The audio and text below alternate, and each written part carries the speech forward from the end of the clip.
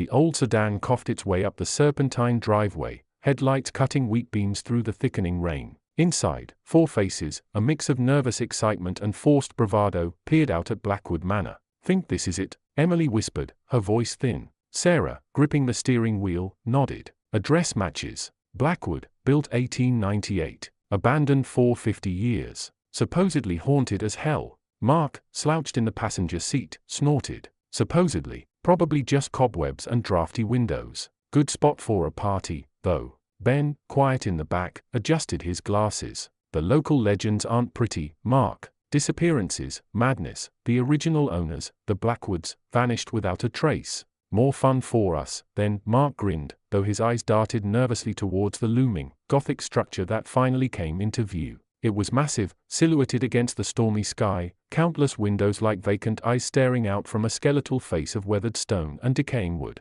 They parked near the overgrown fountain, its cherubs long since decapitated. The rain was coming down in sheets now, the wind howling like a mournful animal. They scrambled out, jackets pulled tight, and ran for the imposing front doors. The oak was thick, scarred, but miraculously, it wasn't locked. It creaked open with a groan that seemed to echo deep within the house's bones. The air inside hit them like a physical force, cold, stagnant, thick with the smell of dust, decay, and something else, something faintly metallic, like old blood. "Okay, maybe a little creepy," Mark admitted, his bravado wilting slightly. They stood in a grand but ruined foyer. A sweeping staircase climbed into darkness, its banister draped with thick cobwebs. Dust motes danced in the weak light filtering through grimy windows. "Let's explore," Sarah said, trying to sound confident. "Stick together." They moved as a tight unit, flashlights beamed sweeping across vast, empty rooms. A drawing room with shrouded furniture like ghostly figures. A library where mildewed books sagged on shelves.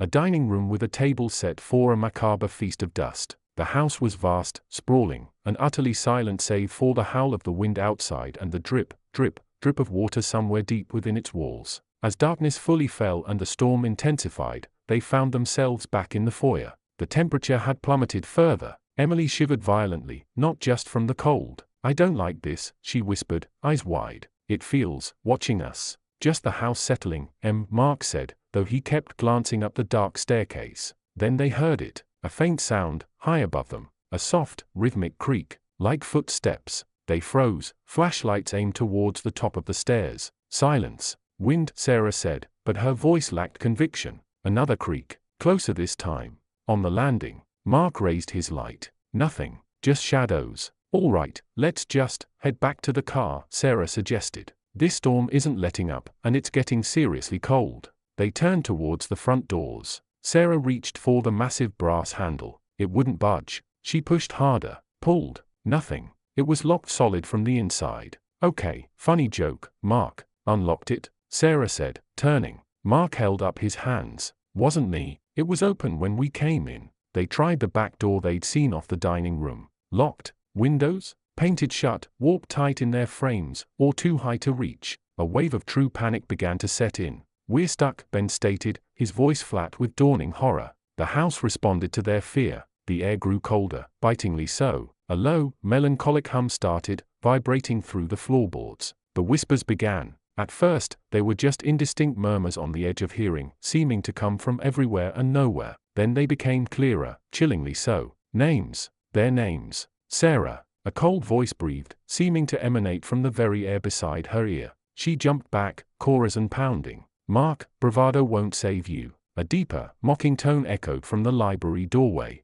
Mark stumbled back, his face pale. "Emily, afraid, so afraid, good." A chillingly sweet, childlike whisper slithered from the top of the stairs. Emily screamed, clapping her hands over her ears. Ben just stared up the staircase, flashlight shaking. He saw it then. Not a full form, but a distortion in the air at the landing, a deeper patch of shadow that seemed to lean forward. He gasped. "What? What is it?" Sarah demanded, spinning towards him. "Up there, something," Ben stammered. A sudden, violent gust of wind tore through the foyer except the doors and windows were sealed. It slammed the main door shut with a deafening boom that rattled the entire house. Then came the sound of furniture scraping violently from the floor above, followed by a crash. They huddled together in the center of the foyer, flashlights crisscrossing wildly. The whispers intensified, no longer just names, but fragmented, disturbing phrases. "Get out, stay forever, join us." A heavy history book flew off a shelf in the library, hitting the floor with a thud. A portrait in a dark corner seemed to twist, the painted eyes following them.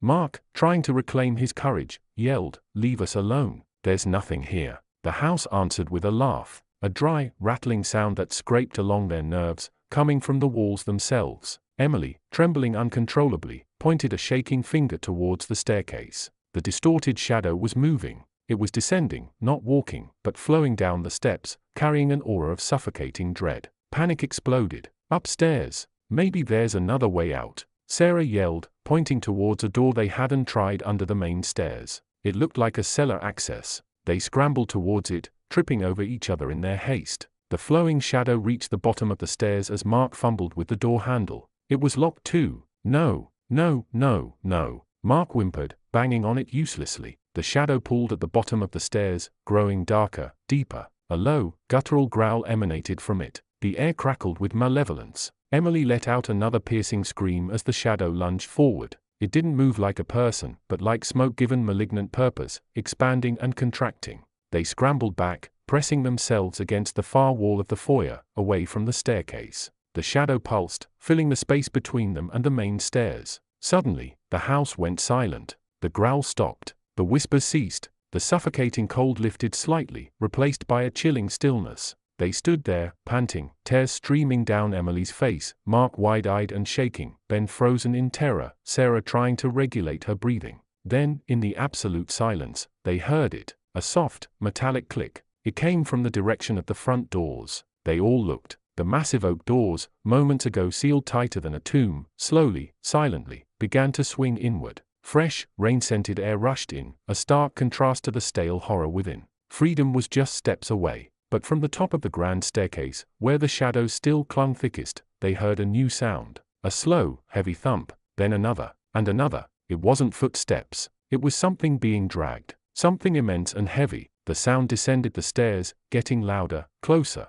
Thump, pause. Thump, pause. The four of them stood paralyzed in the foyer, trapped between the open doors leading to the storm-lashed night and the unseen horror lumbering down the stairs behind them. The dragging sound reached the landing. It was just above them. The lights in the foyer flickered and died completely, plunging them into absolute darkness. The last thing they heard, before the dragging sound reached the bottom, was the soft click of the front doors closing again, sealing them back inside with the thing from the stairs. The rain continued to fall outside, oblivious to the terror now fully unleashed within the walls of Blackwood Manor. They were stuck, and the house was finally ready to welcome them properly.